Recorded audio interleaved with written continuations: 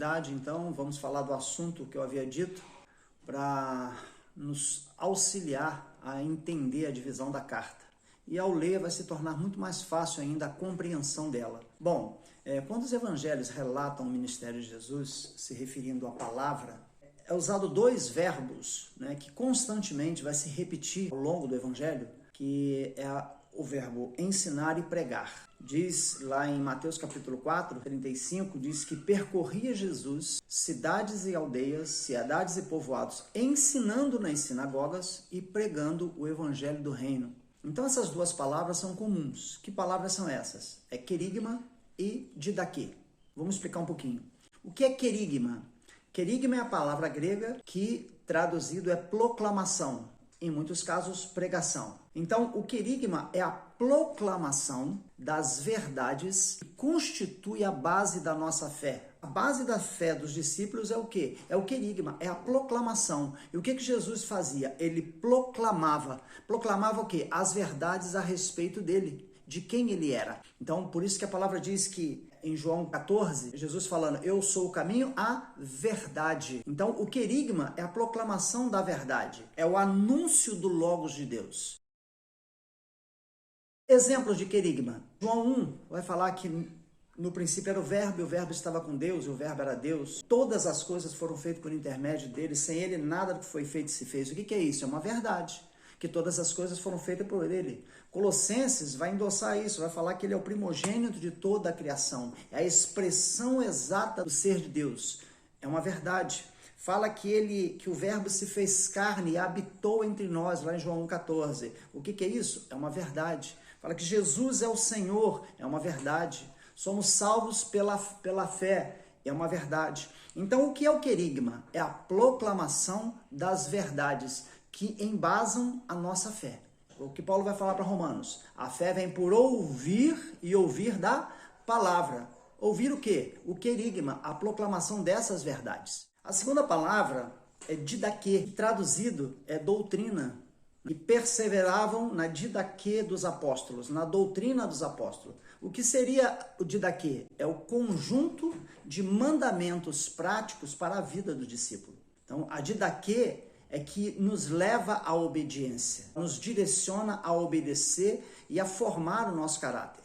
Exemplo, amai-vos uns aos outros, orai sem cessar, fugir da impureza. Então, tudo que se diz mandamento é didaquê. Vamos lá, querigma são as proclamações da verdade, é o que nos dá fé. Didaquê são o conjunto de mandamentos, é o que nos leva à obediência. Jesus, ele passa 3 anos... Lá em João 17, ele vai falar que tudo que ele recebeu do Pai, ele transmitiu.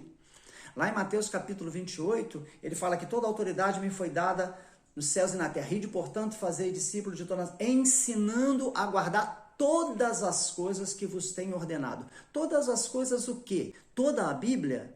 Toda a Escritura? Não. Toda a verdade e todo o mandamento. Toda a verdade a respeito dele e os mandamentos que nos levam à obediência a essas verdades. Paulo, lá em Atos capítulo 20, ele chega lá em Mileto, de Mileto ele manda chamar os presbíteros de Éfeso, ele fala assim, eu estou limpo do sangue de todos vocês, porque eu não deixei de anunciar todo o desígnio de Deus. O que Paulo fez? Pregou toda a palavra, toda a Bíblia? Não, ele pregou o quê? O querigma e o didaquê. Ele pregou as verdades e os mandamentos.